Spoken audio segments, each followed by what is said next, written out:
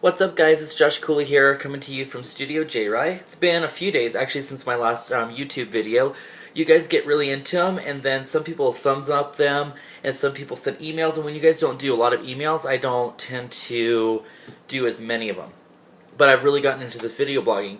So I just got on my blog on studiojrai.blogspot.com, check it out, and talked about why I haven't been blogging, writing words for you guys. I've had a successful run with 2 columns. Living Fabulously is we're returning again in Accolades magazine. In the next coming months, it's again a column about mentoring young people and the principles of life brought to you in a real world sense from me, which I learn something every day, and it's hard because when you're a mentor, you understand that you're not teaching people as much as you hope they grow and learn from the things that you're talking about.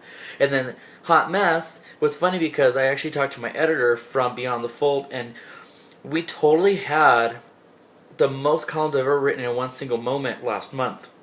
In one single month ever of Hot Mess. It was about a quarter of the amount that I used to do for my last publication all in 1 month. So the success has been great, but it was funny because he was like, you know what, why don't you just do 2 a month? So I think we're going to aim for 2 a month, and we actually I ran in 3 publications, and we had 5 editions of different things that were out in print in public. So that's always been amazing. But studiojrai.blogspot.com is a behind-the-scenes look at the makings of Rockstars and Lambs and the things that are driving me in my world right now.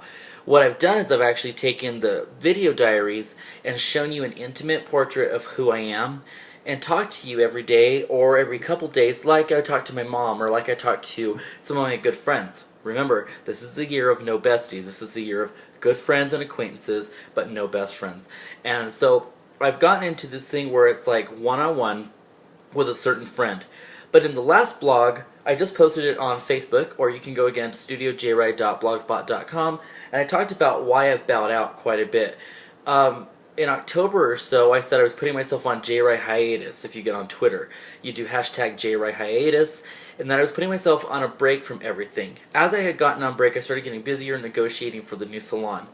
When I went through doing the salon, a lot of things were being said about me and were being misconceived, and the pressure and the stress became so big that there were many drunken nights on Twitter and Facebook and things that were said, and things that were misconstrued and said to good friends of mine, which has cost me relationships at the wrong time in my life. When I need the most people is when I've realized who's hidden or put their tail between their legs and ran away. And I'm rebuilding one of those relationships that's near and dear to my heart, that everybody publicly knows about, and I haven't brought it public, and I haven't shared those things on Facebook. So a lot of people have noticed that there's not a lot of personal stuff on Facebook right now. There is, like, in terms of interest and things that I say and do, but I don't bring people in the mix anymore. It's not important that you know those things. If you know me well enough, you'll know who I'm talking about. But it's shown me, this whole world of social media, how well we can use it, because I love it, and who we cannot trust and how they misuse it against us. There's a new thing in my brain. Number 1, it's the year of no besties, but it's also the year of finding out who screen capped a message to a friend of mine.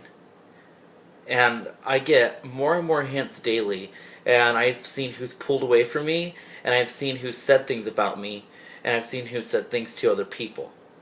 And it's sad that I'm on this, like, Sherlock Holmes quest of finding that person. It's not to find him and punch him in the face, even though the human in me really wants to, but the divine nature in me wants to just make amends and see, why did you do what you did? Why did you get involved? Why did you use your words against me? I have a rule that I live by in life, and anytime I have mutual friends with a person, I always say that when they use their words against you and they throw you under the bus, or they start talking shit, if you will, I always come into agreement, and they know this. Most of my clients know the rule. It happens with clients too, and coworkers. If somebody's talking about me and it causes a conflict with another person, that's 3 of us, I'll call a meeting, or I will call you immediately or get to the bottom of it. And generally, what happens is, it's me and you 2. And at the end of the meeting, which is normally no more than half an hour, you're fired. one of you is fired.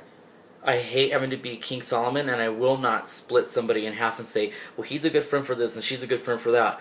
You did wrong. There are consequences in this world. And it's to break that connection, because a good friend wouldn't throw someone else under the bus. And I was given some information tonight, and it wasn't a name, but I have ideas. And I don't like what I'm feeling right now. In the Studio J Wright blog, I talk about following that on Twitter. On Twitter, you can get online and see some really intimate stuff, and a lot of people aren't on Twitter. I think I have 160 followers, not even quite 200 followers yet. But you can look up the hashtags JWrite Hiatus and Cooley is the New Garbo, which has been trending on Facebook and on Twitter, and seeing what I'm discovering, what I'm learning about myself. I've actually liked being away from things, and starting February 1st, I will absolutely be back in the social scene downtown, because my salon will be opening up in late February, early March this year. I'm super excited. And there's a few traveling opportunities, once to Los Angeles in March, and I'll talk about that in a future blog. And then another one is in September for a really cool industry conference. But for all of you who've been reading the blogs and wondering why I haven't been blogging as much, there's a reason for it, and it's just to pull myself away from the world a tiny bit. And if you want intimate details, tune into the blogs, the video blogs on YouTube, or follow me a little deeper on Twitter. I love all the interaction, you guys know it. But that's my life.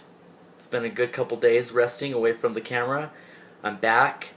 I can't wait to see you, and I can't wait to give you more news about the salon. Have a good day.